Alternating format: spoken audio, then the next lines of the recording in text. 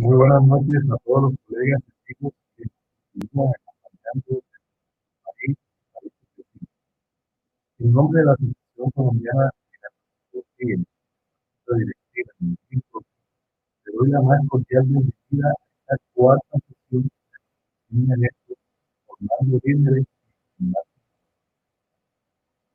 Esta sesión tiene una importancia muy especial para mí, ya que los dos residentes con esto son exalumnos de la Universidad de Cartagena, institución educativa pública que, como todos ustedes saben, soy egresado de la universidad.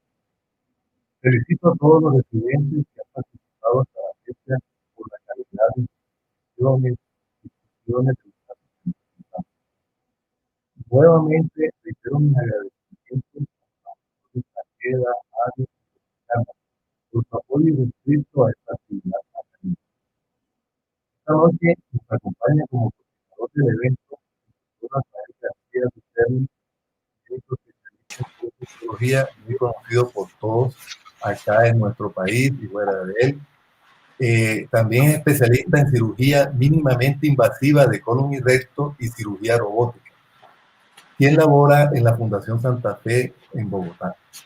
Es miembro de la Junta Directiva de GECOL y socio activo de la Asociación Colombiana de Gastroenterología.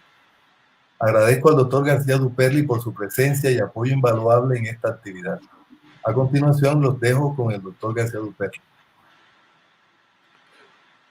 Muchas gracias, doctor Fernando. Quiero agradecerle a la Sociedad Colombiana de Gastroenterología y a GECOL por haberme invitado a participar como coordinador de esta reunión, que es la cuarta que se presenta este año sobre enfermedad inflamatoria. Quiero presentar primero que todo al jurado. El jurado ya lo conocen ustedes porque han estado con nosotros todo el tiempo.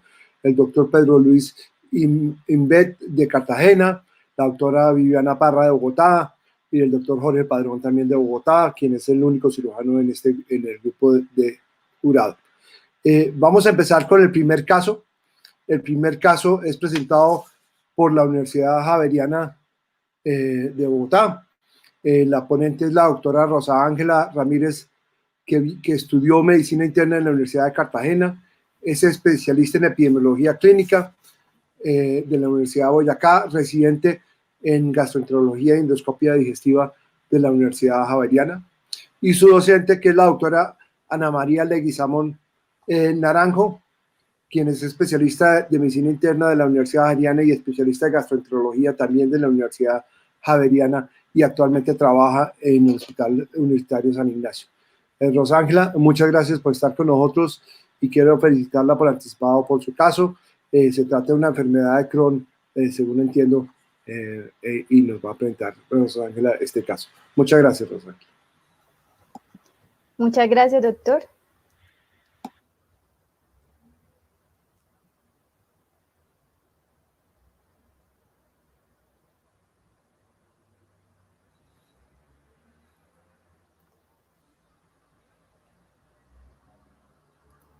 Buenas noches a todos. Mi nombre es Rosángela Ramírez, residente de la Universidad Javeriana de Gastroenterología, bajo la tutoría de la doctora Ana María Leguizamo Naranjo, docente del Hospital Universitario San Ignacio y egresada de la Universidad Javeriana, en el cual le presentaremos este caso de anemia ferropénica como única manifestación de la enfermedad de Crohn.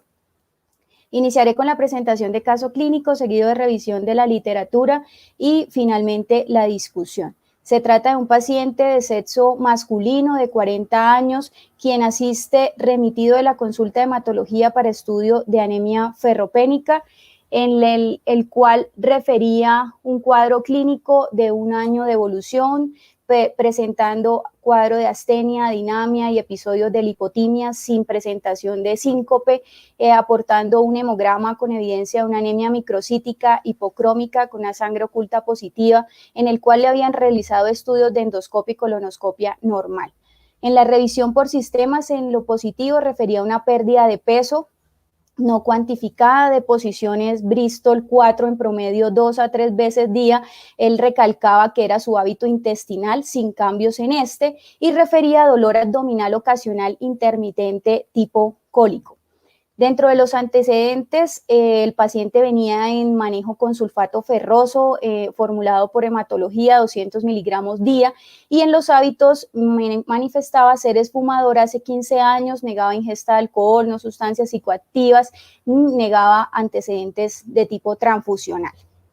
Al examen físico encontramos un paciente con una frecuencia cardíaca de 90, cifras tensionales dentro del límite normal, con un índice de masa corporal de 22, evidenciando una palidez cutánea leve, al examen cardiopulmonar dentro del límite normal y un abdomen blando, depresible, sin palparse masas, no doloroso a la palpación, sin signos de irritación peritoneal ni otras alteraciones evidentes. El paciente nos aportaba estos estudios de colonoscopia en el cual manifestaba no haber realizado la canulación ileal y descrita como normal, y una endoscopia de vías digestivas en la cual se encontró una hernia hiatal de 2 centímetros sin esofagitis y una gastritis crónica antrocorporal, con un estudio de biopsia que fue negativo para Helicobacter.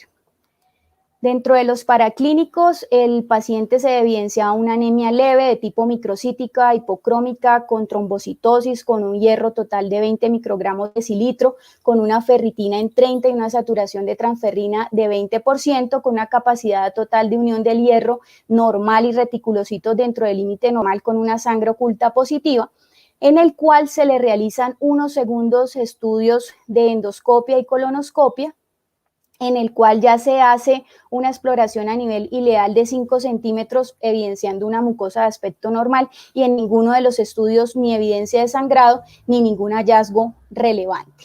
Hasta este momento, pues teníamos un paciente del sexo masculino de 40 años con una anemia ferropénica crónica, sin síntomas gastrointestinales asociados, con unos estudios de endoscopia y colonoscopia dentro del límite normal, en quien se consideró una anemia ferropénica inexplicada y una sospecha de sangrado de intestino delgado oculto, realizando un segundo estudio de endoscopia y ya la ileoscopia, que no se había realizado inicialmente, en el cual no se evidenciaba hallazgos relevantes o atribuidos a la causa del sangrado, por lo cual se realiza este estudio con cápsula, o se indica la cápsula endoscópica. En este momento estábamos frente a un caso de anemia ferropénica inexplicada, como bien sabemos, puede ser por una pobre ingesta, unas pérdidas hemáticas de origen gastrointestinal o por una mala absorción de las mismas, en donde dentro del diferencial de las causas pueden ser de etiología vascular, infecciosas, neoplásicas, y tenemos pues lo concerniente a lo considerado, que pues no es la causa más frecuente, pero sí tenerla en cuenta, como es la enfermedad inflamatoria intestinal, tipo enfermedad de Crohn y colitis ulcerativa. Hasta este momento, con esos estudios de colonoscopia normal, pues nos acercábamos a la presunción diagnóstica de enfermedad de Crohn, dado no evidencia de alteraciones en este nivel. ¿Qué ocurre o cuál es la prevalencia de la anemia en la enfermedad inflamatoria intestinal? En este registro de Estados Unidos tenemos que la anemia es una de las manifestaciones extraintestinales más frecuentes de la enfermedad inflamatoria intestinal, tanto en enfermedad de Crohn como en colitis ulcerativa, con una prevalencia global al inicio del diagnóstico del 32.4% en enfermedad de Crohn, y de estos pacientes que al inicio del tratamiento tenían un perfil de ferrocinética, se encontró una prevalencia de anemia ferropénica en el 79.2% de los pacientes. Dentro de las causas de la anemia en la enfermedad de Crohn tenemos dos espectros. Está la anemia ferropénica, que es más frecuente, como se los comentaba, y por otro lado tenemos la anemia de la enfermedad crónica, que es secundaria a un déficit de vitamina B12, ácido fólico, y secundaria a medicamentos como 5-ASA y las tiopurinas. Y en el mecanismo fisiopatológico de la anemia ferropénica, pues existen múltiples factores. Uno, la ingesta deficiente de hierro, la deficiencia de los eritrocitos y el aumento de la respuesta inflamatoria desencadenado por citoquinas como el factor de necrosis tumoral alfa, el interferón gamma, la interleuquina 1, que van a regular el aumento de la hepcidina, y esta sobreexpresión va a estar desencadenando o aunando una anemia ferropénica de tipo funcional. ¿Qué factores de riesgo están relacionados a la anemia en la enfermedad inflamatoria intestinal? En este estudio retrospectivo realizado en Brasil de 200 pacientes, en donde se encontró una prevalencia de anemia global del 21%, siendo más frecuente en la enfermedad de Crohn, se encontró en el análisis multivariado que los factores de riesgo asociados a la anemia era la actividad moderada de la enfermedad y una elevación de la proteína C reactiva. ¿Cómo ocurre la anemia ferropénica en la enfermedad de Crohn? La homeostasis del hierro está regulado por el eje ferroportina-hexidina. Esta es un péptido que se produce por los hepatocitos y se expresa en los receptores de la membrana vasolateral a nivel del duodeno, que lo que va es unirse a la ferroportina y causar una degradación del hierro a nivel lisosomal, impidiendo o bloqueando la salida a la circulación plasmática. En la respuesta inflamatoria que ocurre en la enfermedad inflamatoria intestinal, que está mediada por la interleuquina 6, lo que va a causar es una sobreexpresión de esta hexidina, causando un secuestro de hierro a nivel de los macrófagos, una disminución de la absorción del hierro a nivel duodenal y a su vez un secuestro de hierro a nivel del hepatocito. ¿Estaría indicada la cápsula endoscópica en el estudio de la anemia ferropénica?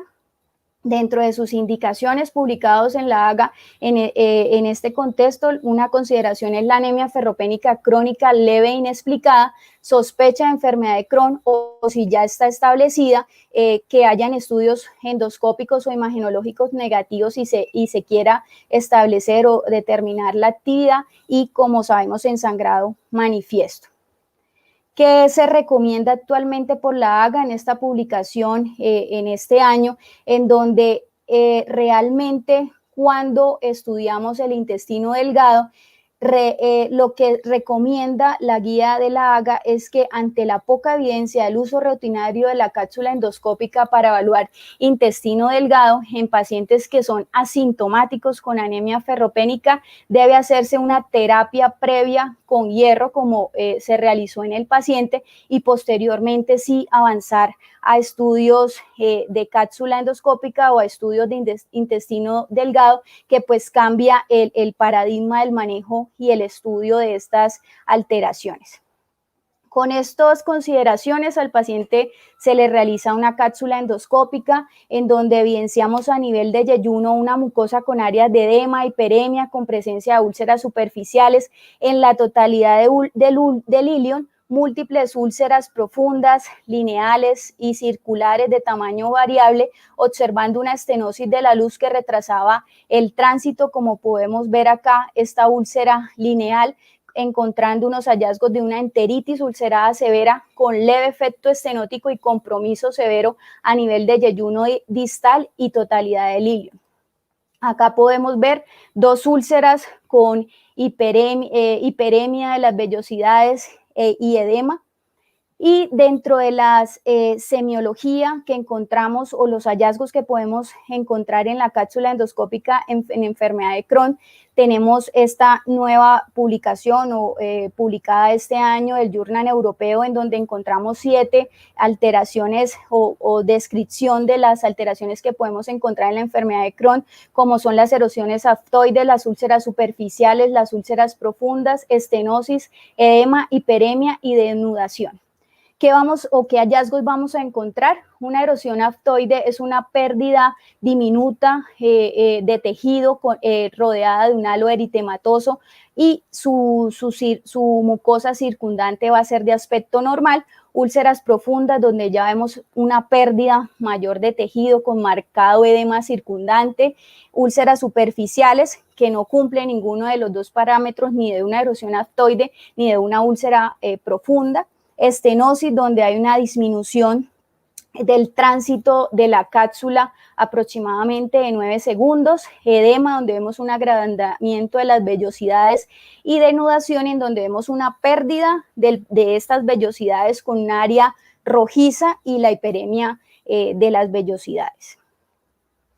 Con todos estos hallazgos identificados en la cápsula, el paciente es hospitalizado, en el cual realizamos una enteroscopia evidenciando una ileitis ulcerada con compromiso estenótico que nos hacía sospechar de enfermedad de Crohn, y se toman biopsias en estas úlceras, evidenciando por patología áreas de mucosa sana intercaladas con erosiones superficiales, aftas, úlceras e inflamación severa de tipo neutrofílico con agregados linfoides subyacentes que hacían sospechar enfermedad de Crohn.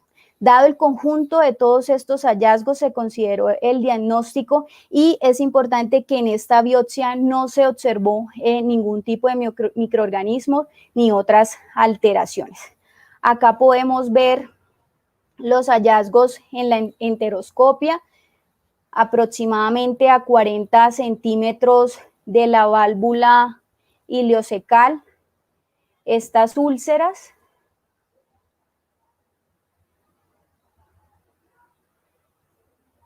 En donde tomamos biopsias, como podemos ver allí, y esta área de estenosis de aproximadamente 10 milímetros de longitud a 30 centímetros de la válvula ileocecal.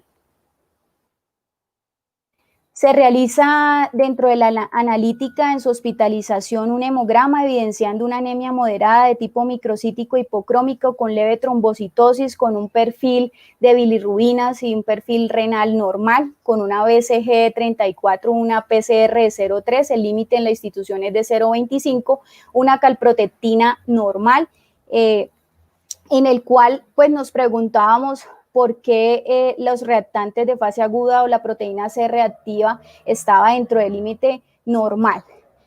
Concordante con esto, en la revisión que se hacía en el 10% de los pacientes con enfermedad de Crohn, la proteína C reactiva puede ser baja o normal y se asocia a la presentación de compromiso ileal. ¿Cómo realizamos el estudio de la anemia ferropénica en la enfermedad de Crohn? El consenso europeo de la ECO dice que todo paciente con enfermedad inflamatoria debemos evaluar la anemia. Esta anemia se define según los criterios de OMS, en hombres hemoglobina menor a 13, en mujeres menor a 12 y en gestante menor en 11, en donde la detección de la anemia se debe realizar con examen de hemograma, ferritina y PCR inicialmente. Si la enfermedad está activa, el estudio debe realizarse cada 3 meses y si es leve, cada 6 a 12 meses. Dentro de los criterios diagnósticos, la ferritina tiene una sensibilidad de 93% y una especificidad del 90%, dado que es un reactante de fase agudo, pues va a tener diferentes puntos de corte en donde si no hay actividad de la enfermedad se toma como corte menor a 30, si hay una deficiencia de hierro en presencia de inflamación o actividad hasta 100, y ya la combinación de los dos factores en un valor de 30 a 100.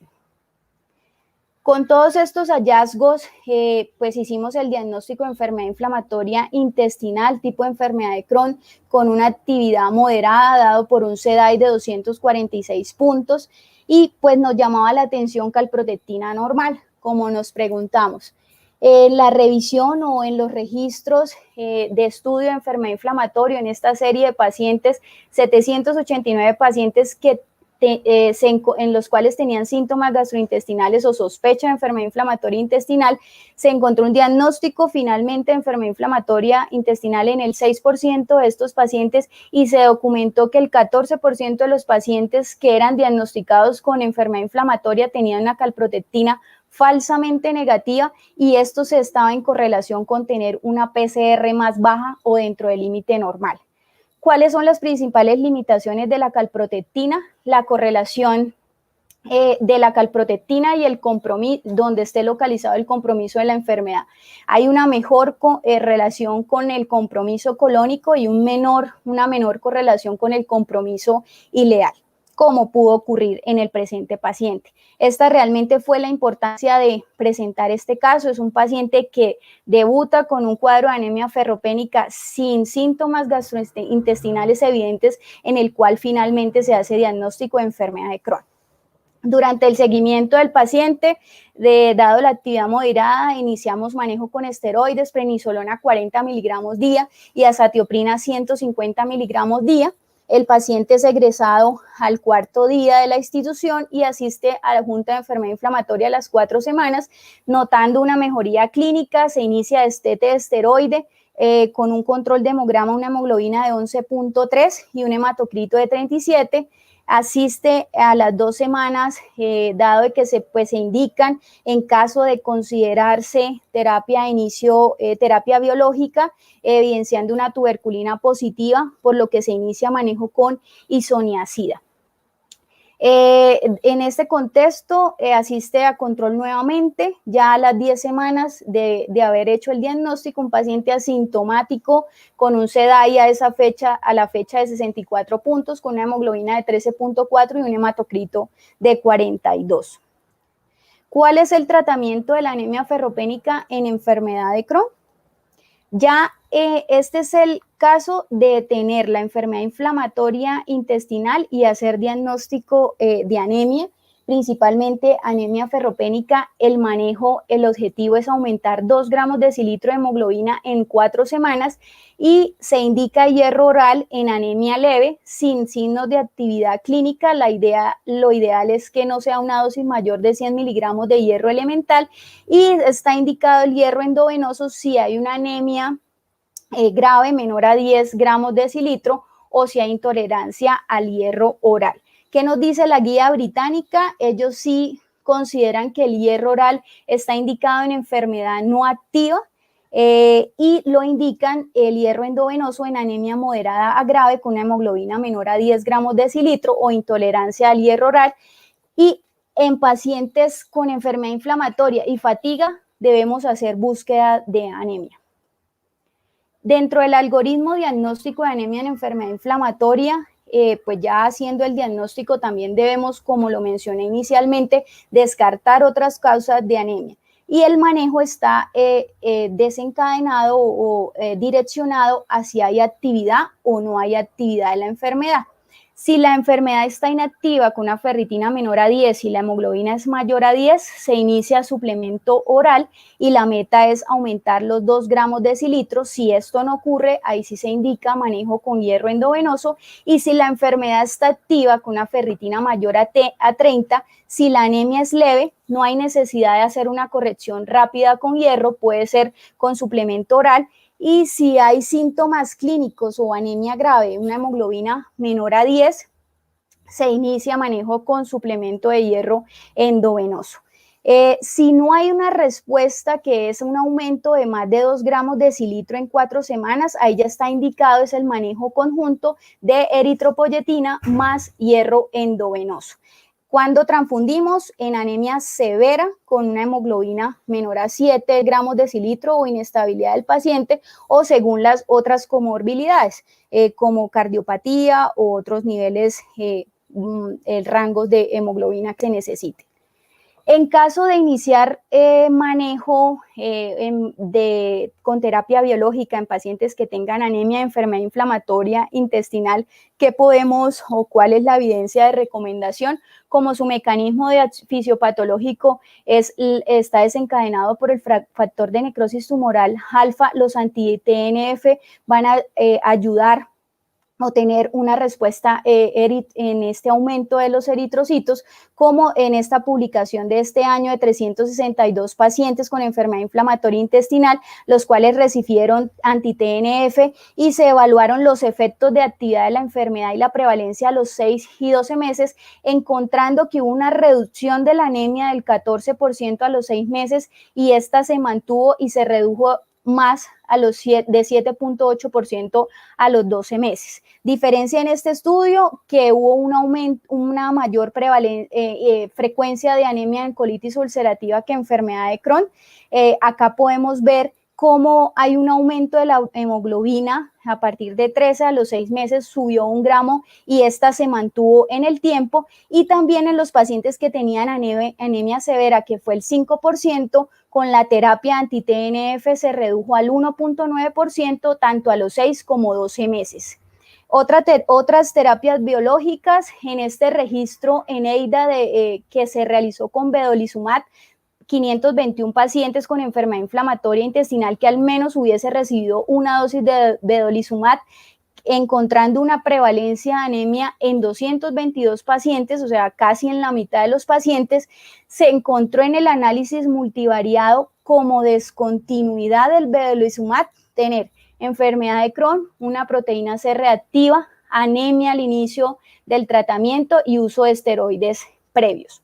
Como conclusión, es de destacar que en ocasiones la anemia puede anteceder el desarrollo de síntomas o la presentación de síntomas gastrointestinales y es clave para desenmascarar la enfermedad inflamatoria intestinal. La anemia recurrente puede ser un indicador de actividad de enfermedad intestinal, incluso si hay remisión clínica o parámetros inflamatorios normales. Y como todos bien sabemos, se impacta tanto en el paciente, la anemia causa una mala calidad de vida, un bajo rendimiento físico, un bajo estado de ánimo y de función cognitiva. Finalmente, termino con esta frase del doctor William Osler: la medicina es la ciencia de la incertidumbre y el arte de la probabilidad es la variabilidad de las formas típicas y atípicas de enfermar. Muchas gracias.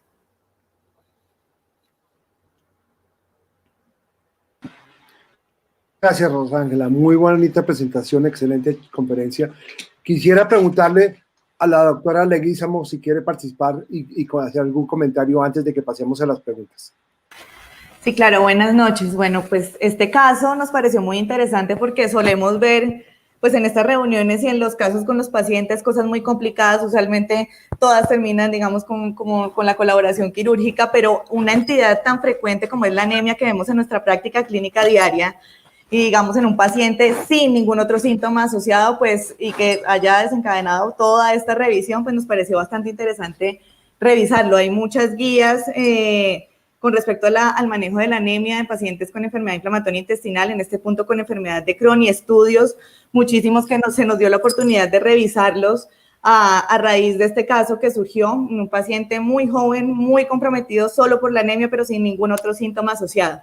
Entonces, pues quisimos hacer esta revisión para poder, digamos, pues nosotros mismos enriquecer nuestra práctica, pero también pues contarles un poco y para que todos lo tengamos presente de cómo es el abordaje de una entidad tan frecuente cuando no se ha hecho el diagnóstico de enfermedad inflamatoria y cuando ya está hecho el diagnóstico de enfermedad inflamatoria intestinal, en este caso enfermedad de Crohn, cuáles son las pautas a seguir, qué nos dicen las guías y pues eso nos deja a nosotros, digamos, como una pregunta grande y es si todos realmente tienen que ir a valoración por hematología, porque pues digamos que haciendo esta revisión concienzuda, pues nosotros podemos indicar este tipo de manejos y de pronto no dar alargas al manejo del paciente o a demoras en el tratamiento del paciente. Entonces, pues eso era lo que queríamos pues contarles con respecto al caso. Muchísimas gracias, Ana María. Hay muchas preguntas en el auditorio. Vamos a empezar con la primera pregunta, es del doctor Hill, Jocelyn Hill, que preguntó ¿por qué enteroresonancia no previa a la cápsula? Porque la cápsula tiene un riesgo de retención de la cápsula. ¿Por qué no hicieron una enteroresonancia? ¿No sospecharon la enfermedad de Crohn previo a la cápsula, aún teniendo la sangre oculta positiva que tenía ella? ¿O qué pasó en ese punto? Bueno, para nosotros en ese momento era un paciente que, como les mencionamos, no tenía ningún síntoma digestivo asociado.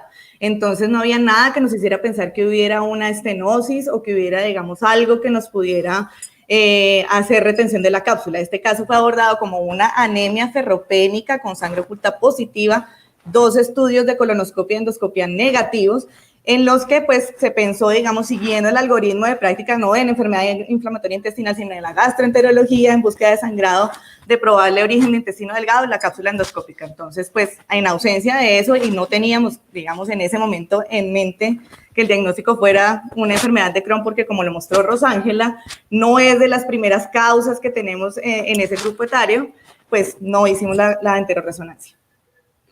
Tenemos otra pregunta del doctor Padrón. Doctor Padrón, por favor. Presentación de este caso que nos enseñó mucho y nos marca pauta. Si bien este paciente tenía un colon problema normal, ¿tuvo usted alguna pista, algún criterio clínico que le hiciera sospechar Crohn? Sinceramente no, doctor.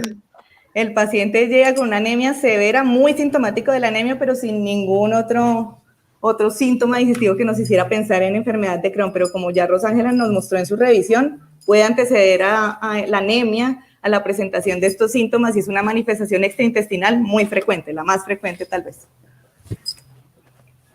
El doctor Concha pregunta, el doctor Riveros pregunta cuáles eran las características microscópicas de la patología del paciente. Esto pensando en el diagnóstico diferencial de tuberculosis versus enfermedad inflamatoria que preguntó el doctor Concha en esta pregunta. Listo, no pusimos, digamos, como más a largas con respecto a la patología para no cortar la revisión del caso, pero sí se hizo la búsqueda activa de agentes infecciosos y todos dieron negativos. Digamos que no se hizo el cultivo como tal para micobacterias, pero dentro de las revisiones con patología no había ningún signo que nos hiciera pensar en tuberculosis y bueno, una cosa a favor es que mejoró con el corticoide y no empeoró. Entonces, pues estamos, digamos, respaldamos el diagnóstico de enfermedad de Crohn.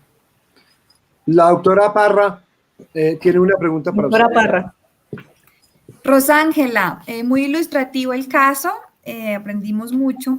Quisiera preguntarte, porque este es un caso en el que uno se da cuenta que la calprotectina fecal no hace una buena correlación con la enfermedad ileal, ¿cierto? O de intestino delgado en cualquier parte de su extensión.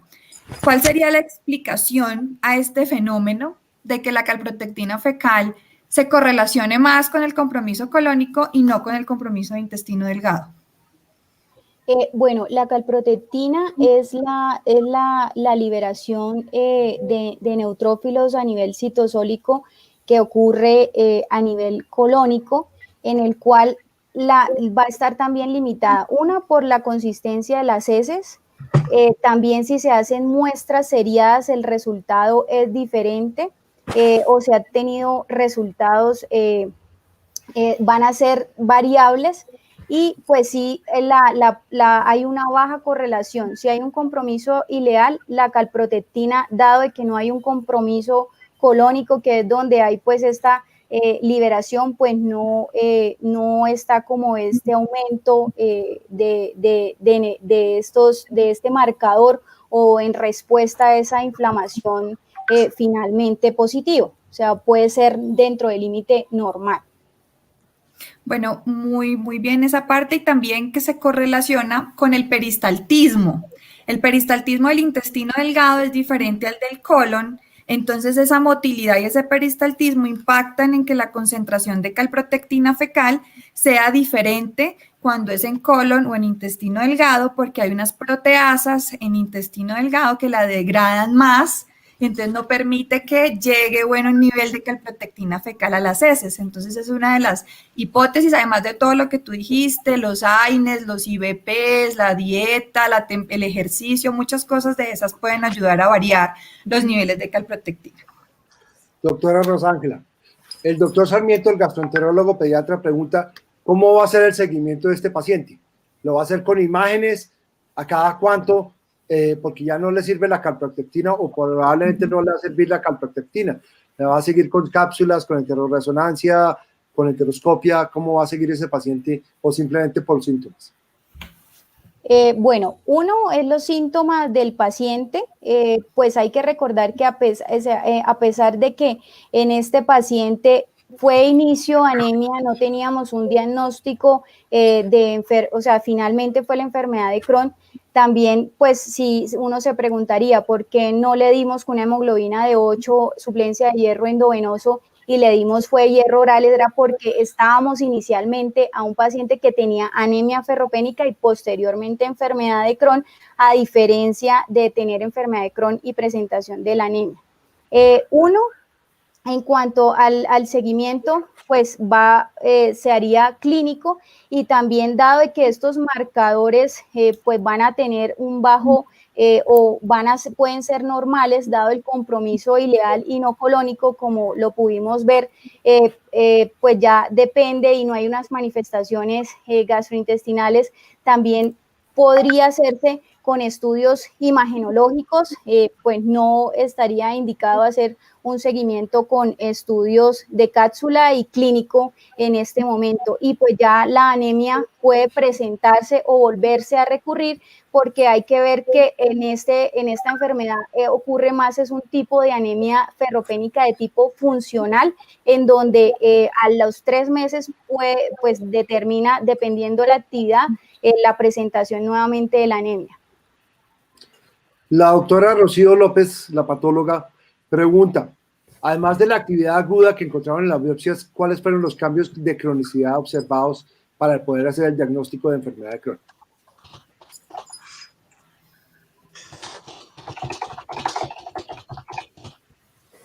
Ángela.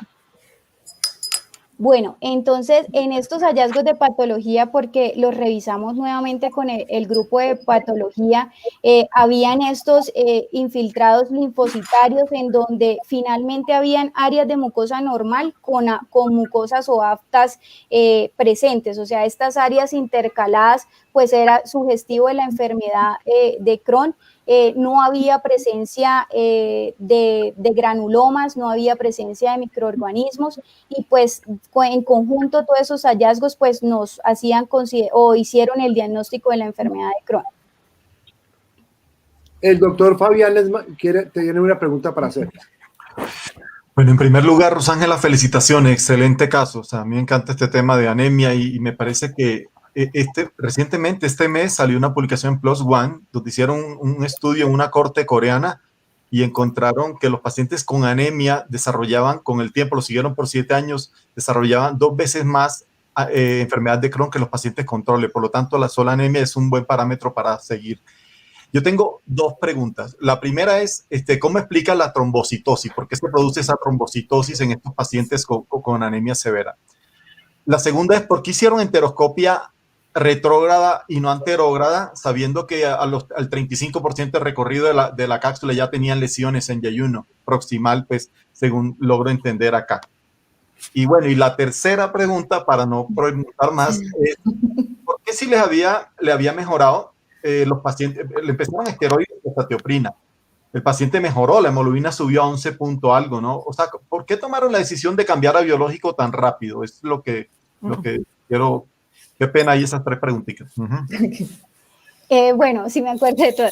En cuanto al inicio de la terapia biológica, pues realmente no era que se considerara iniciar de entrada en ese paciente.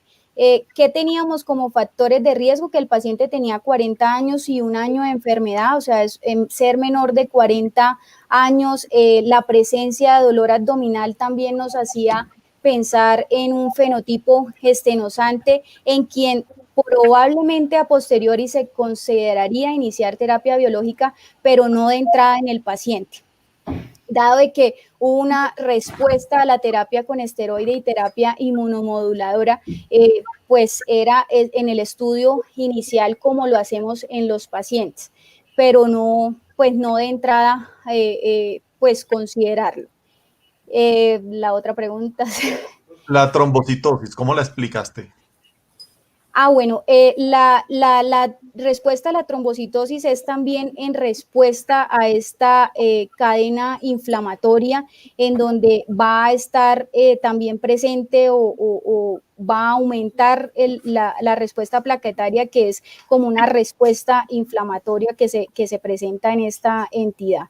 Y también pues va a tener riesgo de enfermedades tromboembólicas, de ahí que en la terapia, ya como decir de segunda línea, al usar la eritropoyetina, pues estos son los riesgos que pueden también presentarse de trombosis o estas complicaciones, dado pues los 2 componentes, por una la actividad inflamatoria y por otro el efecto secundario de estos medicamentos. La otra era la vía de entrada de la enteroscopia, porque entraron retrógrado y no anterógrado, si desde el 35% ya tenían lesiones en la cápsula. La doctora Ana María. La doctora Ana María le puede ayudar. Bueno, tendría. Yo les digo porque la cápsula nos permite direccionar cuál va a ser la vía de entrada, si es el 60%, el 40% del tránsito vamos a iniciar con una vía anterógrada y el 60% de las lesiones del tránsito del intestino delgado, pues por vía retrógrada. Pero ahí la doctora que la realizó, ahí sí la consideración. Yo le digo, doctor, la curiosidad que a mí me dio en ese momento, o sea, si bien la cápsula desde yeyuno relataba que había, digamos, esas áreas de ulceración, lo que sí decía era que era mucho más severo y más comprometido en el ilion y la totalidad del ilion estaba comprometido. Por esa razón decidí, digamos, acceder por vía retrógrada, y en enfermedad de Crohn, pues para mí era muy importante. Había una colonoscopia previa donde no pudieron canular, la segunda donde, digamos, ese pedacito no se vio, pero pues en la cápsula nos mostraba todo. Entonces, pues por vía retrógrada escogí, digamos, esa posibilidad. Nos quedan dos preguntas. Hay una que voy a resumir, dos personas en la misma pregunta, que preguntan sobre la terapia biológica y la desonacida. ¿Cuándo, cómo, qué momento es el momento de iniciarla? ¿Solamente la iniciaron al tiempo? Porque no aclararon eso mucho. Bueno, no se le inició, realmente nos pareció importante, dado el mecanismo fisiopatológico, pues qué alternativas o qué mejora, qué acción tenía la terapia biológica en la anemia que se presenta en estos pacientes, en el cual, dado el contexto o por recomendación en pacientes ya sea en tuberculosis latente o en tuberculosis, lo que se indica es inicio de terapia biológica a las 8 semanas de tratamiento. En este momento, o sea, el paciente en este momento está con inmunomodulador únicamente, pero estábamos pendientes, digamos, como de esa parte de evolución. No hemos iniciado la terapia biológica, pero nos pareció muy importante para la revisión, porque probablemente él va a terminar con terapia biológica. Es muy joven y lleva, digamos, poco tiempo de evolución de la enfermedad. Mostrar cuál de esas sería la ideal, y pues en eso sí, ya la revisión la hizo Rosángela, pues digamos que recomiendan iniciar con anti-TNFs. El doctor Invet tiene una pregunta para ustedes. Sí. Hola, buenas noches. Hola, Rosángela, buenas noches, te felicito. Excelente. Hola, doctor, buenas noches. Nos dejan muchas enseñanzas. Tengo dos preguntas.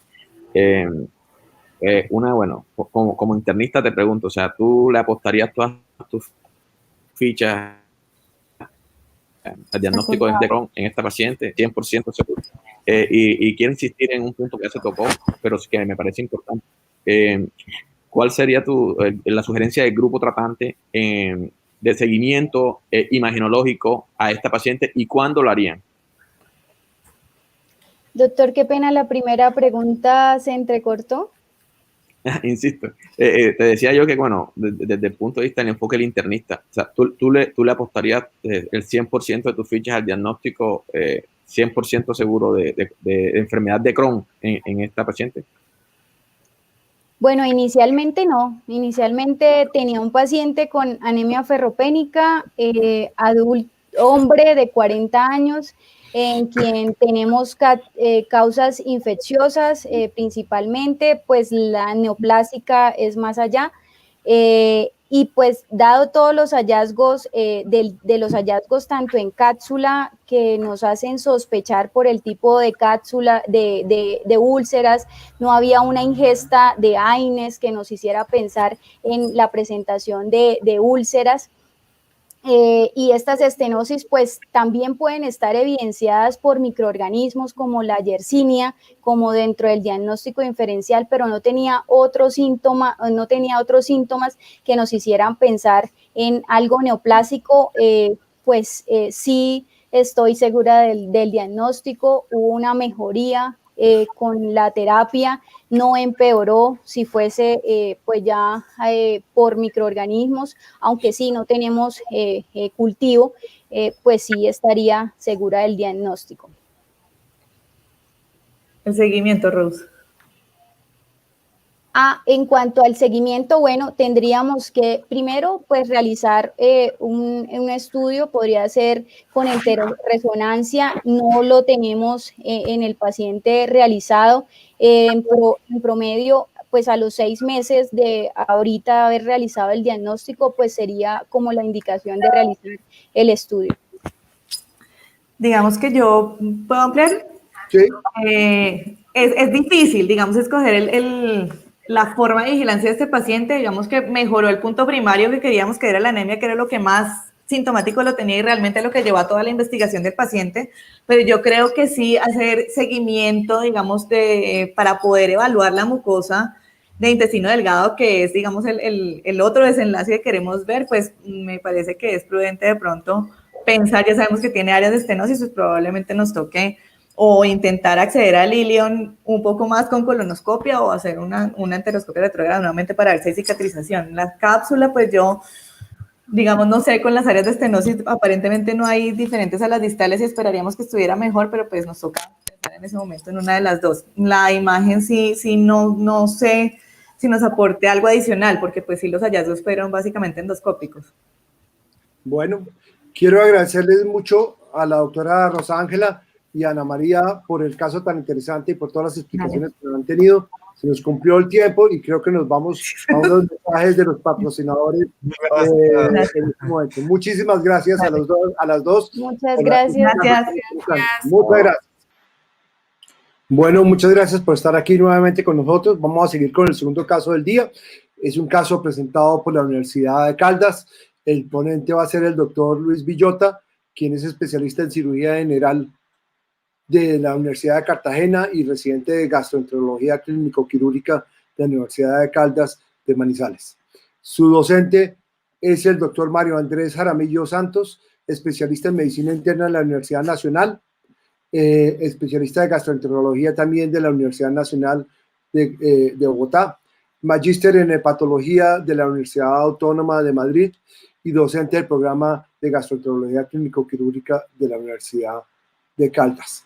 Además de eso está el doctor Fabián Fuentes, ya conocido por todos ustedes, quien es cirujano general también de la Universidad Nacional, especialista gastroenterológico, gastroquirúrgico de la Universidad de Caldas y es docente del programa de gastroenterología clínico-quirúrgica de la Universidad de Caldas y es vocal de la Junta de GECOL.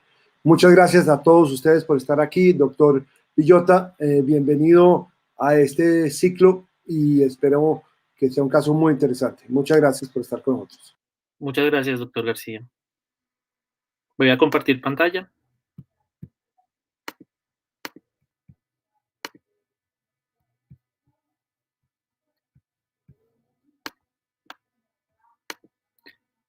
¿Se ve bien mi pantalla?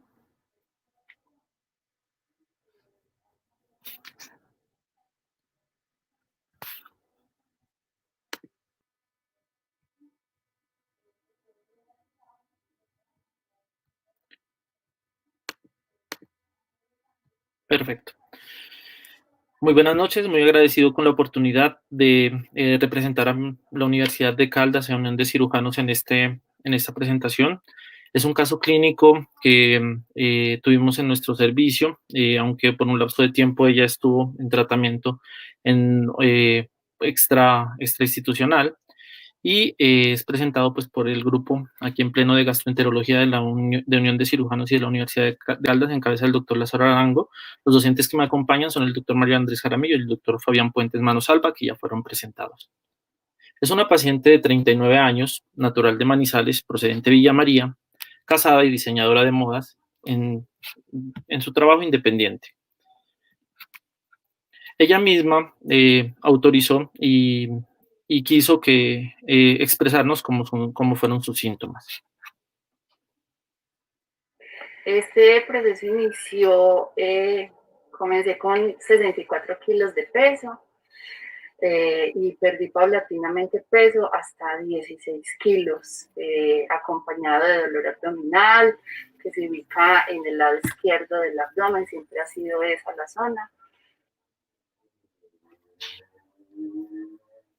La sintomatología comenzó con unas crisis de dolor, podía pasar una semana sin síntomas y se presentaban las crisis. Las crisis son como contracciones en esa parte del abdomen, que incluso se puede ver por encima de la piel los nuditos que se forman y se suelta nuevamente como el intestino, entonces ahí es donde me genera más dolor, también acompañado de diarrea. Eso fue desde el comienzo hasta el final del cuadro, en el inicio del tratamiento biológico, ahí paró la diarrea generalmente acompañada de moco y de grasa.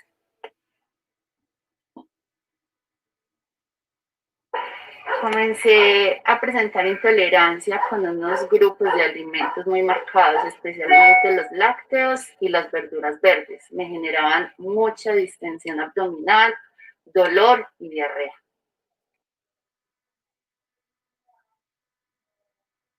Bueno, los cambios que se han notado en mi vida en este proceso con la enfermedad pues han sido muchos. En lo personal, pues ha afectado toda mi vida familiar porque me he visto en muchas ocasiones hospitalizada.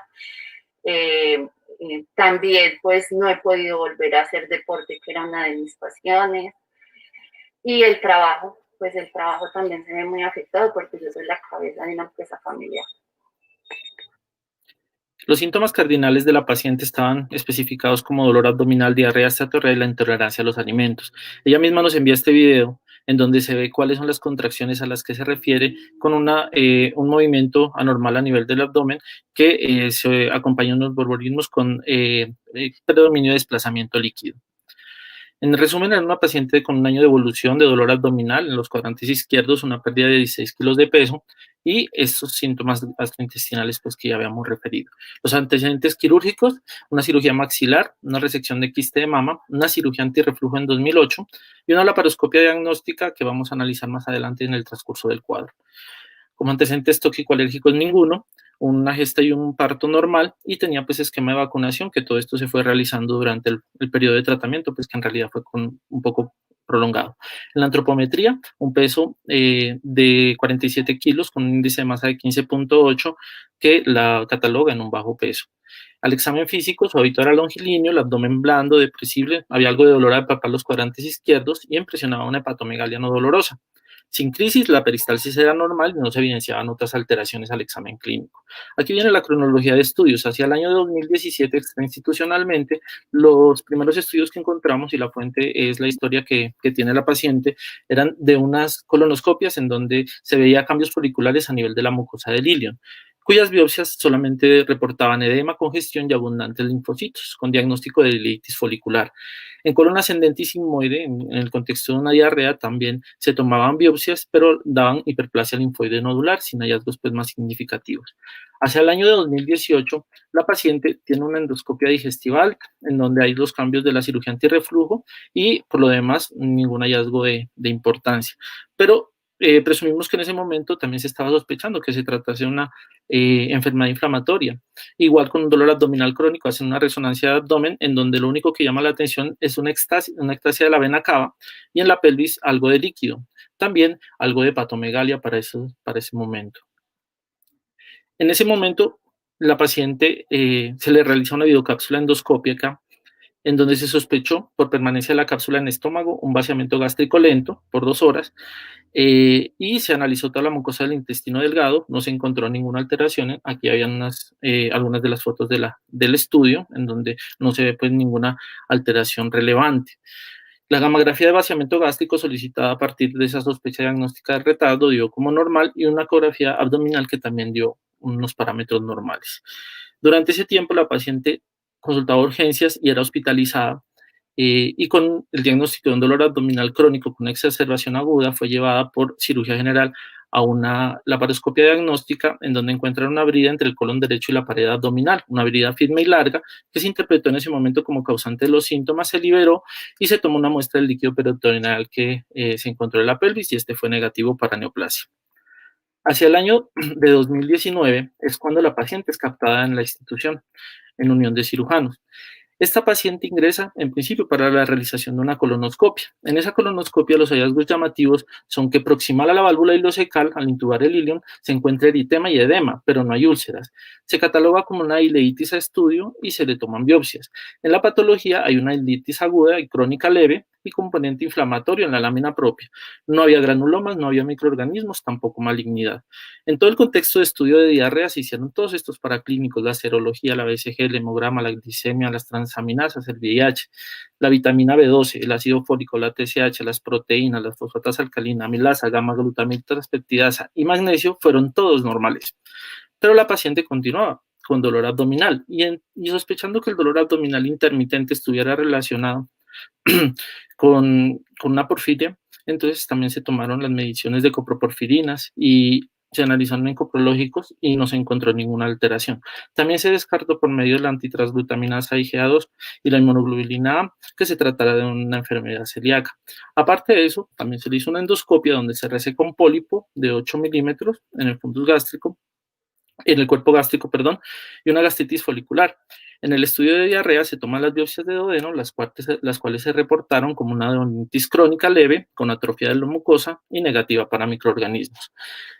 Dentro de los estudios que se realizan para ese momento, los alterados, y los listamos aquí porque son los que guían la evolución de la paciente, fueron una calprotectina, que está en un valor elevado, 883, con una elastasa pancreática en heces de 77, una elastasa baja, y un TAC abdominal que, aparte de la hepatomegalia discreta, no revelaba ninguna otra alteración. Se seguía sospechando que la paciente tuviera una enfermedad inflamatoria intestinal. Se decide realizar una nueva resonancia magnética, en este caso una enteroresonancia, pero en ella se reporta con normalidad. De todos los hallazgos listados ahí que podría tener una resonancia en un paciente con enfermedad de Crohn, la paciente no tenía ninguno, lo que hacía más difícil pues su diagnóstico. No había obstrucción, no había engrosamiento de las paredes. Seguía el interrogante si se trataba de una enfermedad inflamatoria intestinal de tipo enfermedad de Crohn. Por esa razón se determina volver a realizar una videocápsula endoscópica. Igual ya habían pasado casi 2 años desde la última. Esta videocápsula sale del estómago a la hora y 51 minutos, pero en esta se encuentra algo de engrosamiento en el estómago y en el ilion. No hay úlceras ni erosiones.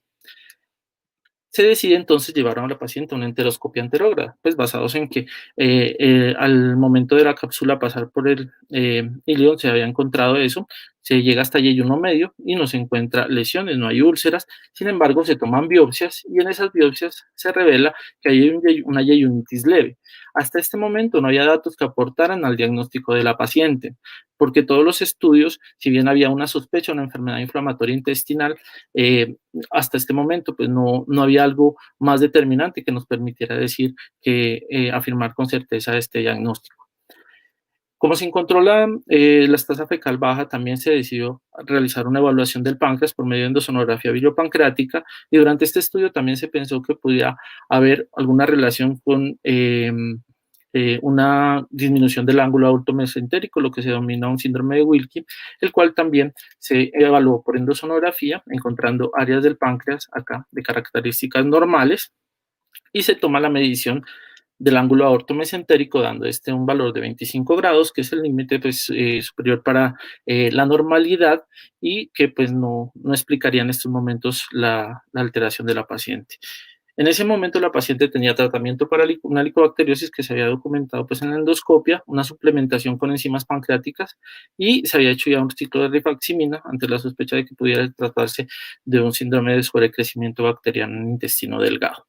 Y con todos los estudios realizados se había podido descartar porfirias, enfermedad celíaca, enfermedad de Whipple, no habían microorganismos a nivel de las biopsias de duodeno, yardiasis, no había un SIBO, y tampoco un síndrome de Wilkie ni una colicistopatía. El rendimiento de la endosonografía es muy bueno para descartar colicistopatía, y en cuanto a esto, el estudio fue normal. La paciente nuevamente es hospitalizada. El dolor abdominal y la hepatomegalia son los hallazgos predominantes, y hay síntomas persistentes aún utilizando dosis altas de enzimas pancreáticas. Persiste la paciente con esteatorrea y una elastasa pancreática en heces que, si bien había aumentado un poco, todavía estaba en rango menor de 200, que daría para una insuficiencia pancreática exocrina leve. Se considera entonces que la paciente está cursando con una enfermedad inflamatoria intestinal, y marcado con blanco tenemos lo que tenía positivo para esta enfermedad: la diarrea crónica, la pérdida de peso, la calprotectina alta, la ilitis. Los hallazgos histológicos y imagenológicos pues no estaban presentes, pero pues se continuaba el estudio de la paciente. Había múltiples estudios, no había mejoría, y se había manejado la pancreatopatía por medio de la suplementación. Entonces se considera una enfermedad de Crohn en fase activa. Para ese momento se decide manejo con esteroide, con budesonida 9 miligramos día por un mes, pero la paciente no mejora. No se contaba entonces con una biopsia definitiva para enfermedad inflamatoria, ni hallazgos radiológicos ni endoscópicos característicos. Solamente teníamos la clínica, la calprotectina alta, la respuesta a esteroide y algunos hallazgos endoscópicos pues, que todavía no habían podido confirmarse. Se insiste en la presunción diagnóstica en esta hospitalización de que la paciente está cursando con una enfermedad inflamatoria intestinal tipo Crohn, y se decide iniciar biológico. Por el rápido inicio de acción se toma el infliximab como opción y se suministra estas dosis.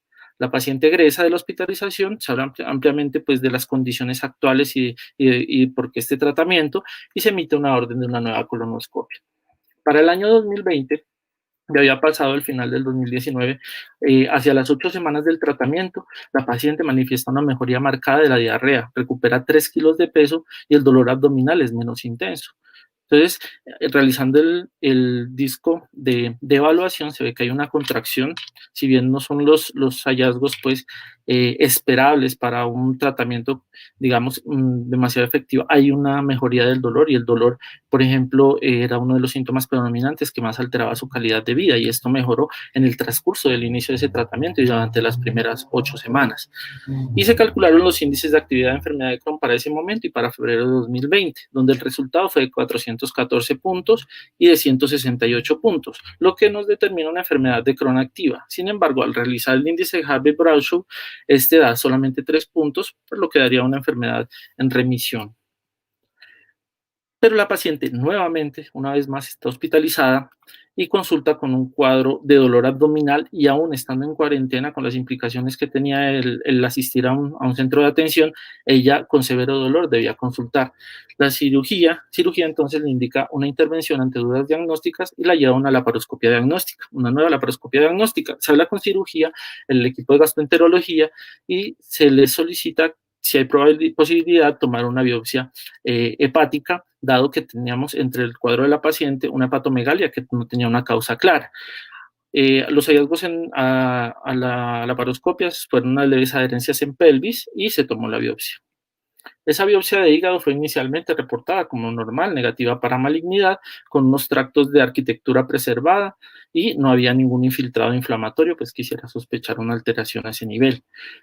La paciente acude entonces a la colonoscopia que se le había solicitado en su egreso, y en esta colonoscopia sí hay unos hallazgos más dicientes. A nivel del ilion distal, al lograr intubar, se encuentra edema, eritema de la mucosa y algunas úlceras. Esas úlceras son llevadas a biopsias, y es aquí cuando por parte del servicio de patología se nos define que la paciente tiene unas biopsias que pueden llegar a ser compatibles con la enfermedad de Crohn, porque hay una mucosa ileal con un infiltrado mononuclear, linfocitos, plasmocitos y histocitos en un área sugestiva de hendidura, como formando una úlcera actoide. Además, la destrucción glandular por el infiltrado linfoplasmocitario, como en esta zona, y hay una hipertrofia de la muscular de la mucosa, con inflamación que se proyecta sobre la submucosa, y hay abundantes plasmocitos. En el ilion, pues en la misma biopsia se evidencia también un denso infiltrado con linfocitos y plasmocitos, lo que habla de inflamación aguda y crónica, y agregados de histocitos con tendencia a formar granulomas. Si bien la biopsia no definía granulomas, por parte de patología, el diagnóstico definitivo fue que era una ileitis crónica sugestiva de enfermedad de Crohn. Inclusive aquí se observan cambios regenerativos a nivel de las estructuras glandulares y una severa inflamación, como se mencionaba. Para este momento, entonces, se tiene que el cuadro es compatible con una enfermedad de Crohn. Se continúa el tratamiento biológico y se adiciona acetopina. La paciente sigue consultando por urgencias, una nueva crisis de dolor, se perpetúa una duda diagnóstica, si tiene el biológico con una adecuada dosificación, una adecuada adherencia, no tenía una mejoría completa. Entonces, llevó como a reanalizar todas las situaciones y mirar a ver si se trataba de una enfermedad inflamatoria intestinal versus un síndrome de malabsorción. El origen era pancreático, era una manifestación extraintestinal de la enfermedad de Crohn, que también se contemplaba como una posibilidad, o había otra enfermedad a nivel gastrointestinal. De toda esta lista, y pido disculpas por la carga de la diapositiva, ya se habían descartado en su mayoría todas estas causas, pero faltaba una. Teníamos que no habíamos pensado en una amiloidosis. La amiloidosis asociada a la enfermedad de Crohn es una causa sumamente rara, pero podría explicar la sintomatología de la paciente. ¿Cómo se llega al diagnóstico de esto? La tinción de rojo con la biopsia hepática se tomó como la opción. En la tinción de hematoxilina y eosina, ya en esta tinción especial, nos reportan que hay tractos portales ensanchados con material eosinófilo amorfo en forma de nódulos, y que ocupan el parénquima de los hepatocitos, y hay una positividad birrefringente verde manzana a la tinción de rojo con, lo que es compatible pues con los depósitos de amiloide, y se diagnostica que tiene la paciente en este momento una amiloidosis. ¿Cuándo se debe sospechar a amiloidosis? La mayoría de los pacientes con amiloidosis se manifiestan como cardiomiopatía infiltrativa, fatiga, albuminuria, o sea, un compromiso renal o neuropatía periférica. Sin embargo, en la paciente lo que teníamos era una hepatomegalia que no estaba explicada y una pérdida de peso con síntomas intestinales de pseudoobstrucción y malabsorción. Se pidieron todos esos paraclínicos para poder llevar al diagnóstico, una inmunificación en suero y orina, medición de cadenas livianas libres en suero, la biopsia de médula ósea, la cual está pendiente, y la tinción de rojo Congo en grasa subcutánea, que también está pendiente en estos momentos, pero de acuerdo a los estudios que se han ido realizando y teniendo en cuenta la afectación de los órganos, que el hígado es uno de los menos afectos. Por lo general, el compromiso es cardíaco o renal. La paciente sigue en los estudios. Menos del 5% de los pacientes con amiloidosis tienen manifestaciones a nivel del tracto gastrointestinal. Puede llevarse malabsorción o esteatorrea y en etapas avanzadas causar cuadros de pseudoobstrucción. La asociación de la amiloidosis secundaria a enfermedad de Crohn es solamente del 0.56%. ¿Qué viene para la paciente en este momento? Tenemos el diagnóstico de una amiloidosis secundaria a la enfermedad de Crohn. No hay en el momento afección renal, al menos por los estudios realizados hasta el momento. Tiene una proteinuria de 24 horas dentro de parámetros normales y con un volumen normal. Y ya se obtuvo el resultado del ecocardiograma con un septum de 0.7, donde el criterio es que sea mayor de 1 centímetro para determinar que hay compromiso cardíaco. Y las cadenas livianas kappa y lambda libres son negativas. Eso está a favor de que la paciente esté cursando con una amiloidosis de características secundarias. Está pendiente pues el aspirado de médula ósea. Como conclusiones, la amiloidosis es una complicación rara asociada a enfermedad inflamatoria intestinal. La mayoría de las revisiones hablan de asociación a enfermedad de Crohn. No encontramos en lo revisado asociación de amiloidosis y colitis ulcerativa. La presencia de hepatomegalia, pérdida de peso y malabsorción deben hacer sospechar una amiloidosis, pues cuando se sospecha que hay un compromiso intestinal. Se debe diferenciar entre amiloidosis primaria y secundaria para el manejo, porque de esto depende cuál es la evolución, porque el control de la enfermedad de base es lo que lleva a que la amiloidosis se pueda controlar. Y los hallazgos nos indican hasta en esta paciente que se trata de una amiloidosis secundaria. Los síntomas de nuestra paciente pueden ser explicados en su totalidad por una enfermedad de Crohn complicada con amiloidosis. Y la amiloidosis secundaria sin compromiso renal o cardíaco es sumamente infrecuente. Y esas son de las razones que llevaron a que el diagnóstico fuera un poco más difícil. El pronóstico y tratamiento dependen del control de la enfermedad de Crohn. Y hay múltiples series que reportan buenos resultados después de el tratamiento con biológico para las dos entidades. Termino con esta frase de William Osler: preocuparse más por el individuo que por las características especiales de la enfermedad, ponerse usted en su lugar, la palabra amable, el saludo alegre, la mirada de afecto. Eso es lo que el paciente entiende. Muchas gracias, doctor Villota. Quiero llamar al doctor Jaramillo y al doctor Fuentes para que hagan algún comentario sobre el caso. Doctor Mario. Sí, claro que sí, doctor.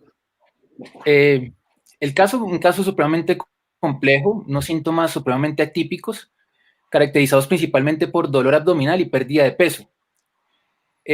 Básicamente se sospechó inicialmente la enfermedad de Crohn porque la paciente tenía una calprotectina fecal elevada, pérdida de peso y diarrea. Lastimosamente los hallazgos endoscópicos no eran los característicos, lo que nos llevó a realizarle múltiples estudios imagenológicos y de colonoscopia, obteniendo hallazgos que eran desconcertantes. Finalmente, en una colonoscopia se le encontraron úlceras en el ilion distal y las biopsias fueron características de enfermedad de Crohn, con infiltrado linfoplasmocitario, destrucción de las criptas, destrucción de la arquitectura normal y presencia incluso de granulomas, lo que nos hizo pues, tener la certeza de que se trataba de una enfermedad de Crohn. A pesar de que la paciente se le inició manejo con esteroide inicialmente y luego se le dio manejo con terapia biológica, persistía con las crisis y eso nos llevó a pensar que de pronto existía otra enfermedad que pudiera estar causando los síntomas. Le pedimos biopsia de hígado porque era algo que no estaba explicado. La paciente tenía una hepatomegalia que no se explicaba por ninguna causa, tenía unas pruebas de perfil hepático normales y tenía la esteatorrea, un síndrome de mala absorción, y eso nos llevó a pedirle la biopsia de hígado, que inicialmente fue reportada como normal, y pensando precisamente en otras opciones diagnósticas, le pedimos la tinción de rojo Congo, que arrojó positiva para amiloidosis. Entonces, se comenzó el estudio para saber si era una amiloidosis primaria o una amiloidosis secundaria, porque eso marca el pronóstico y marca el tratamiento que se le debe realizar a la paciente. En este caso, todo parece indicar que la paciente tiene una amiloidosis secundaria, ya que la medición de las cadenas ligeras libres en sangre y orina son normales y no tiene una gamapatía monoclonal, ¿sí? Por eso sospechamos que la infiltración de amiloide en el hígado es secundaria a la enfermedad de Crohn y que hay otros datos que indican que la amiloidosis puede causar los síntomas que refería la paciente, como son la esteatorrea, la pérdida severa de peso, las crisis con dolor abdominal que semejaban una obstrucción intestinal, porque la amiloidosis también puede causar infiltración del intestino y causar crisis como de pseudoobstrucción, como las describía la paciente. Doctor Fuentes. Sí, profesor. ¿Algo más que comentar para el caso? Pues imagínese nuestra duda diagnóstica y nuestra certeza diagnóstica estando en un grupo, y en la mayoría somos cirujanos. Encontrarnos con una enfermedad de este tipo se ha basado básicamente en el gran ojo clínico de nuestro colega, el doctor Mario, porque realmente las capacidades diagnósticas en las que llegamos y que mostró Luis Gerardo, casi todas las habíamos agotado. De hecho, esa biopsia hepática la hicimos y la dejamos ahí guardada como en espera de que llegara algo que nos pudiera orientar más. Y parece que eso es lo que estamos encontrando. Hemos pensado en el caso de esta señora que inicialmente todos los integrantes del grupo lo hemos tenido que manejar, que la duda diagnóstica nos ha llegado a tratar de intentar por todos los lados. De hecho, ya lleva 2, 3 laparoscopias, pero en el último periodo en que hemos empezado a tratar como una enfermedad de Crohn con biológico, ha sido de los pocos momentos en los cuales hemos mejorado en algo la calidad de vida de la paciente, hemos mejorado en algo su peso y pues creemos que estamos encontrando como la luz. Hay varias preguntas del auditorio. La primera pregunta es, ¿ustedes iniciaron tratamiento para la enfermedad de Crohn sin un diagnóstico de Crohn? Iniciaron corticoides sin haber tenido Crohn, solamente con la calprotectina elevada, e iniciaron terapia biológica sin un diagnóstico claro de enfermedad inflamatoria intestinal y arrancaron con la terapia biológica. Doctor Villota, ¿qué opina de esto? ¿En qué momento realmente uno está autorizado a iniciar una terapia biológica simplemente porque tiene una calprotectina elevada y unos cambios inespecíficos del hilo terminal como tenían en este caso? Bueno, doctor, en realidad lo que llevó a esto y la decisión se toma dentro de una junta médica era la severidad del dolor y la severidad de los síntomas de la paciente. Habiendo descartado los listados de todas las otras posibles causas de dolor abdominal crónico en una paciente con tantos estudios, en ese momento se consideró que lo único que nos brindaba un poco de luz en el diagnóstico era el análisis que se hizo en ese momento para la junta médica.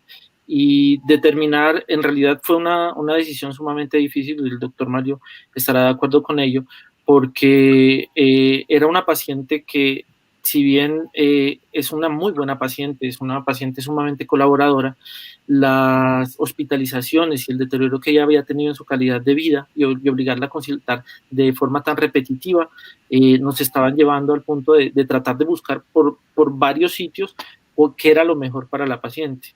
Resulta esto siendo la única terapéutica que le mejoró en algo su calidad de vida, como mencionaba el doctor Fabián, y luego ya con las biopsias, cuando se obtiene la última colonoscopia y la última hiloscopia, es cuando se tiene una histología que es compatible con la enfermedad de Crohn. No sé si el doctor Mario quiera... Pero curioso ese punto, porque es que ya estaba con full tratamiento, sin tratamiento no tenía diagnóstico de enfermedad de Crohn en las biopsias, y ahora que está con el tratamiento tenemos un diagnóstico. Mejor dicho, uno esperaría que hubiera sido al revés, que hubiera desaparecido completamente el proceso inflamatorio. ¿Y qué está pasando con el infliximab? Porque si tenía las úlceras y no mejoró con el infliximab, ¿qué va a hacer usted ahora? Porque no ha mejorado las úlceras en este momento. Empeoró, al contrario, empeoró su enfermedad estando con la terapia biológica, endoscópicamente hablando. Sí, no, el último estudio endoscópico que se hace es en el que se observan las úlceras a nivel del ilion distal. Ella no ha tenido después de eso más estudios endoscópicos. Y sí, si bien la sintomatología de ella sigue siendo persistente, era precisamente eso lo que nos llevaba a pensar que hubiera algo más, que no se hubiera explicado solamente por la enfermedad de Crohn o por el dolor abdominal y la insuficiencia pancreática, que se había diagnosticado, sino que había algo más, y eso fue lo que llevó dentro de los algoritmos a considerar la amiloidosis como una posibilidad. El doctor Riveros hace dos preguntas. Una, cuando menciona pancreopatía crónica, ¿a qué se refiere específicamente? Y cómo se hace el diagnóstico diferencial en la histología de enfermedad inflamatoria y amiloidosis. Bueno, en cuanto a la sospecha de una pancreatopatía que se tuvo, en realidad se trataba de una insuficiencia pancreática exocrina, y fue así como se manejó con una suplementación de enzimas pancreáticas, inclusive a altas dosis, y se tomó la decisión de hacerle la endosonografía para evaluar estructuralmente si había algún hallazgo o si cumplía algún criterio endosonográfico de pancreatitis crónica, pero en realidad los hallazgos nunca fueron significativos a este nivel, pero sí se encontró pues que una elastasa fecal baja sí era un hallazgo constante. En cuanto a la otra pregunta, cuando ya nosotros tuvimos comunicación con el equipo de patología, ellos ofrecieron hacer, y lo hicieron así, tinción de rojo Congo a las biopsias que se le habían tomado también en el ilion. En esa tinción de rojo Congo no hubo la presencia de la pigmentación verde manzana a la luz refringente, que es lo definitorio para la afectación orgánica por una amiloidosis. Pero sí, en cuanto a las biopsias hepáticas y la revisión por dos patólogos, se determina que los hallazgos son compatibles. El doctor Arteta, el de Medellín, hepatólogo, pregunta, ¿se pensó en la posibilidad de una enteropatía autoinmune desde el punto de vista de patología?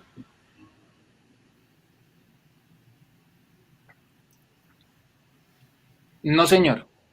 No se consideró, en la patología no hubo datos pensando en esta enfermedad. Doctor Juliao.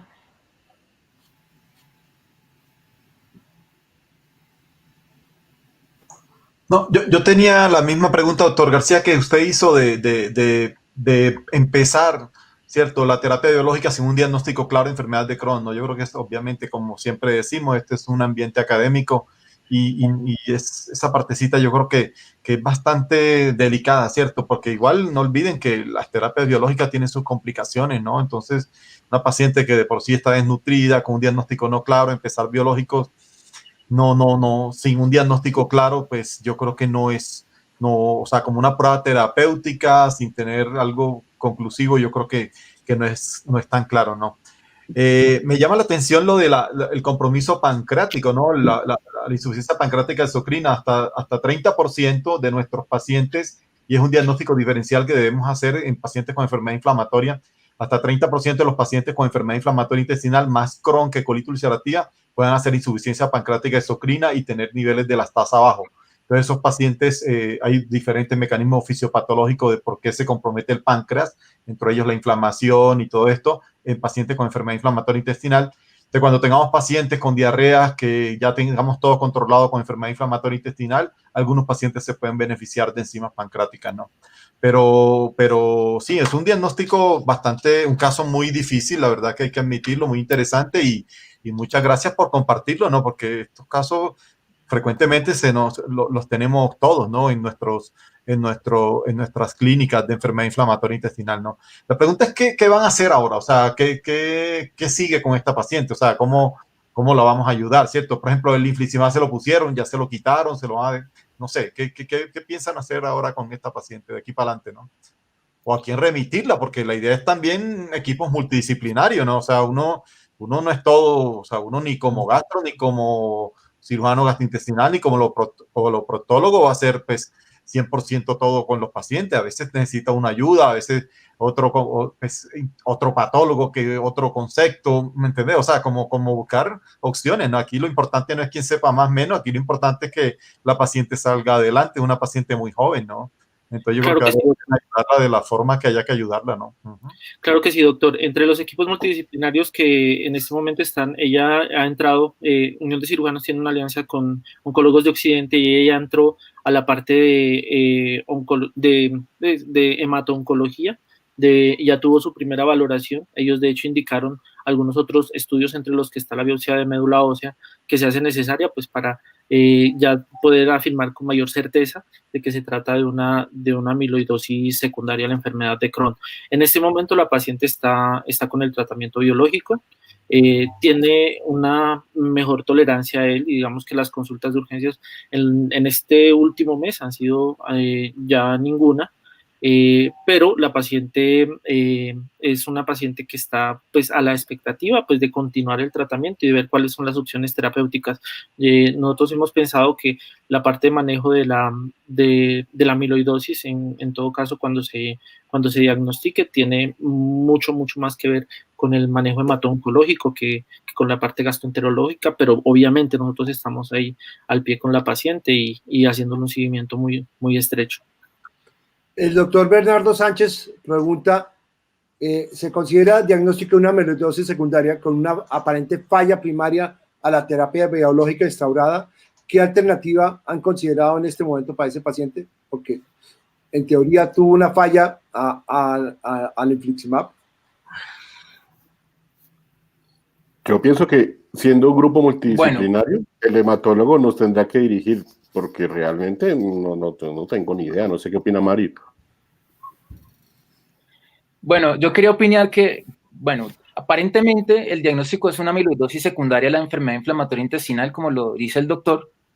Es curioso porque los casos que hay en la literatura, que son series de casos, dicen que la asociación es menor al 1%, que se presenta sobre todo en enfermedad de Crohn, pero que esos pacientes tienen una inflamación severa, con cuadros de estenosis, con cuadros fistulizantes, que pues no es el cuadro característico de esta paciente.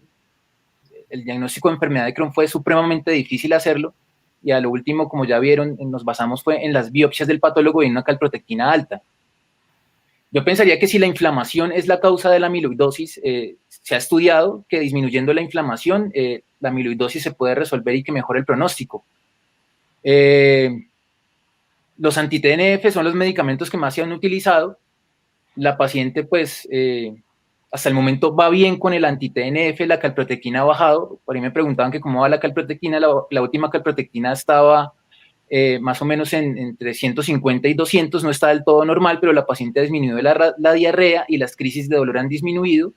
Pero yo pensaría que una opción sería aumentar la dosis del infliximab, pensando en llevar la calprotectina a valores cercanos a 0 y con eso tener como un parámetro de que ha habido respuesta al tratamiento y siendo coherentes con lo que dice la literatura acerca del manejo de la amiloidosis secundaria a la enfermedad de Crohn.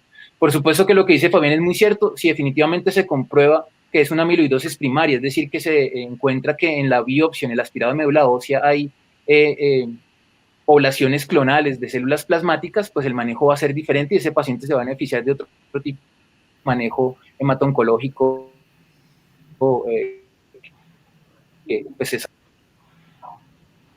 El doctor Invet y la doctora Parra tienen una pregunta de los jurados. Por favor, doctor Invet primero y después la doctora Parra.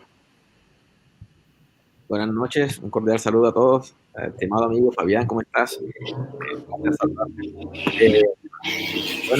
La verdad es que es un caso muy interesante.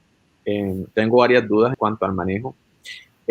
Primero, o sea, no he podido dilucidar si están presentando el caso como una amiloidosis primaria o una amiloidosis secundaria. A veces me da la impresión de que pareciera que lo enfocaran como una amiloidosis secundaria porque lo asocian a una enfermedad inflamatoria intestinal, lo cual no me queda del todo claro.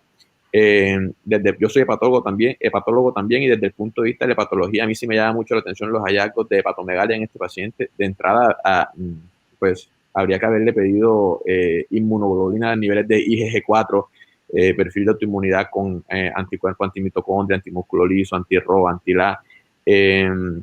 Parece más, si lo vamos a enfocar como una amiloidosis secundaria, si no corregimos la causa primaria, la paciente nunca va a mejorar. Y el tratamiento, o sea, en relación con lo que decía Fabián, o sea, el manejo de la amiloidosis como tal varía mucho a la clasificación que hagamos de amiloidosis primaria o secundaria y su etiología, en este caso sí es secundaria. O sea, de ahí la importancia de determinar cuál es la razón de ser, qué es lo que me está produciendo esta amiloidosis. Porque es lo que va a marcar el pronóstico de esta paciente. Eso es muy importante.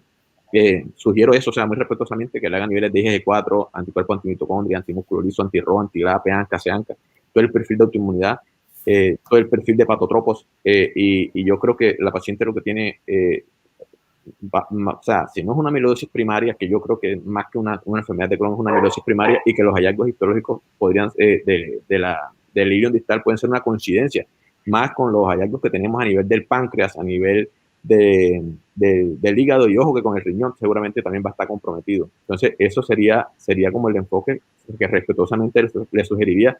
En cuanto al tratamiento, o sea, insisto, o sea, hay que ser muy cuidadoso en iniciar tratamiento empírico en este tipo de pacientes. O sea, primero establecer el diagnóstico y poner un tratamiento dirigido. Muchos saludos a todos. Muchas gracias, Pedro Luis. Muchas gracias, doctor. Bueno, doctor, primero felicitarlos, pues me parece que es un caso muy interesante para discutir, con un manejo multidisciplinario. Sinceramente, a mí no me queda claro qué tiene el paciente. Yo realmente pienso que la amiloidosis es una consecuencia de algo que hay que buscar y que hay que identificar antes de plantear una estrategia de tratamiento tan agresiva como la terapia biológica. Realmente la enfermedad de Crohn no es muy clara, esas primeras biopsias para mí no son claras de enfermedad inflamatoria intestinal, el compromiso es muy pequeño para decir que yo ya tenga una amiloidosis hepática con un compromiso tan severo, con una enfermedad intestinal tan limitada, ¿sí? Antes de que hablaran de la coloración de rojo Congo, yo siempre pensé, este paciente tiene algo pancreático, ¿sí? Algo que habría que mirar si estaba correlacionado con enfermedad inflamatoria, que era su primer diagnóstico. Yo no sé hasta qué punto ustedes, que son expertos en la parte pancreática y tienen ultrasonografía y formación allí, valdría la pena evaluar nuevamente ese páncreas porque tiene un dolor crónico, no sé si realmente hay características pancreáticas, una elastasa fecal baja que no hay que subestimarla, una esteatorrea, o sea, hay mucho de componente pancreático que cuando yo vi hepatomegalia, yo dije, una posible enfermedad inflamatoria intestinal que todavía no me queda clara, más un compromiso pancreático, más una hepatomegalia, yo ahí mismo comencé a pensar en una enfermedad por IgG4, por ejemplo, ¿sí? Yo quisiera saber si es prudente con los expertos en páncreas que tienen ustedes volver a hacer una ecoendoscopia, saber si hacemos una punción allí, a ver si hay células plasmáticas que tengan marcadas con IgG4, si hay fibrosis estoriforme, si hay flebitis obliterante o infiltración linfoplasmocitaria que hay en estas patologías autoinmunes. Pueden haber muchos compromisos pancreáticos, como dice el doctor Juliao, desde pancreatitis crónica, desde insuficiencia pancreática exocrina, que valdría la pena hacerle, por ejemplo, un test de secretinas para ver si realmente tiene o no tiene una insuficiencia pancreática exocrina, pero hepatomegalia más esta alteración pancreática, yo creo que hay que hacer un abordaje nuevamente, hablar con el patólogo, a ver si en hígado tiene algún hallazgo de enfermedad por IgG4 de autoinmunidad, aunque es más frecuente la pancreatitis autoinmune tipo 2, pero yo no sacaría ese diagnóstico de mi cabeza ante todos estos órganos, ¿no? Intestino, páncreas, hígado. Yo creo que hay algo más y la amiloidosis es simplemente la consecuencia de algo que no hemos encontrado todavía. Y creo que tratar con anti-TNF sin tener una causa bien clara podría de pronto tener eventos adversos. La paciente me llama la atención que mejoró con esteroides inicialmente, creo que fue lo que ustedes refirieron. No mejoró, ella tuvo un ciclo de esteroides, pero no había mejorado. Ok, pero entonces mi invitación es, me parece excelente lo de la biopsia hepática, volver a hablar con el patólogo para revisar esas biopsias porque no cuadran las biopsias iniciales con las otras biopsias de intestino. Raro que después del tratamiento sí tenga hallazgos de enfermedad inflamatoria e inicialmente no, y volver a ahondar un poco en esa parte pancreática, porque yo no pensaría que solo la amiloidosis hepática, sin tener una causa primaria inflamatoria severa que cause amiloidosis, sea la causa de que la señora esté tan baja de peso, que esté tan desnutrida. Ese sería como mi aporte. Muchísimas gracias, doctora Viviana. El doctor Roberto Riveros pregunta, ¿hicieron niveles de infliximab y anticuerpos al medicamento? No, señor, no los hacemos, no hay disponibles en el eje cafetero. Creo que hasta el año pasado solo en la fundación tenían ustedes. Creo que No, en nuestra casa está presentado. Pero no en la fundación. Eso, no, aquí no tenemos disponible eso. Vélez. En el Instituto de Referencia Andino acá en Bogotá se pueden remitir cuando lo necesiten. Sí, doctor. Gracias. Quisiera contestar a un poquito a la doctora. Precisamente la dificultad de este caso fue una de las razones que nos llevó a traerlo a este evento, y en realidad ha sido muy enriquecedor todas las cosas que nos han ido diciendo, porque en realidad sí, uno, como decía el doctor Fabián, el enfoque quirúrgico es predominante en el grupo de acá de Manizales, pero es un caso sumamente difícil que ha presentado, pues ya ven ustedes toda esta serie de retos diagnósticos y terapéuticos. En cuanto a la respuesta para la doctora, sí, es posible una biopsia pancreática. De hecho, la adquisición de tejido por medio de biopsia por aspiración con aguja fina viene mejorando mucho el rendimiento, y en esta paciente esa puede considerarse una buena opción. Inclusive los filetes de tejido que se están obteniendo en estas punciones nos podrían llevar a analizar también la presencia de amiloide y hacer punciones especiales, cosa que no sucedía antes con la biopsia con aspiración con aguja fina solamente por succión, sino que ya son biopsias que pueden extraer filetes de tejido para un análisis histológico más expedito. El doctor Riveros pregunta qué tipo de amiloide estaba elevado.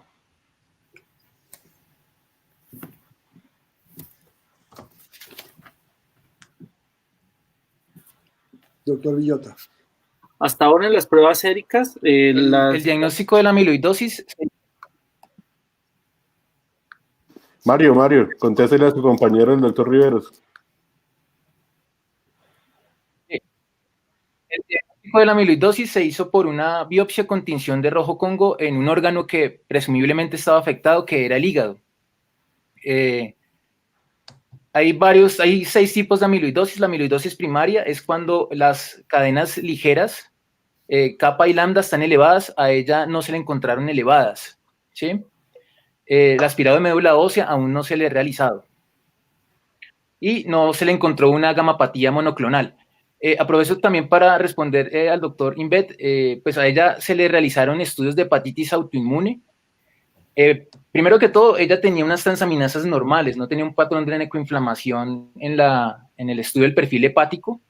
Se le realizó el estudio del perfil de virus B, virus C, ANAS, antimúsculo liso, niveles de inmunoglobulina G.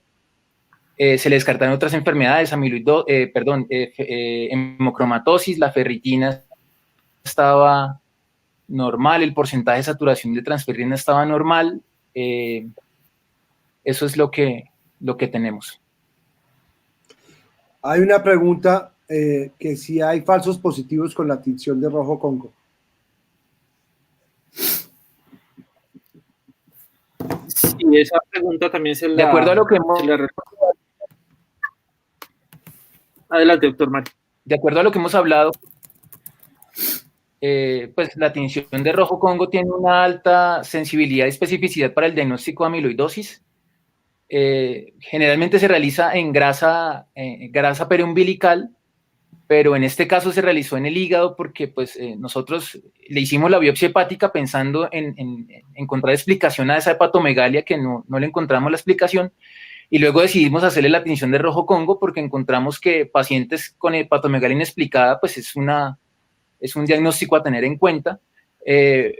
Puede ser un falso positivo en cuanto a que el patólogo haya realizado un manejo inadecuado de la tinción o una alteración interobservador. Básicamente ese sería un falso positivo del rojo Congo.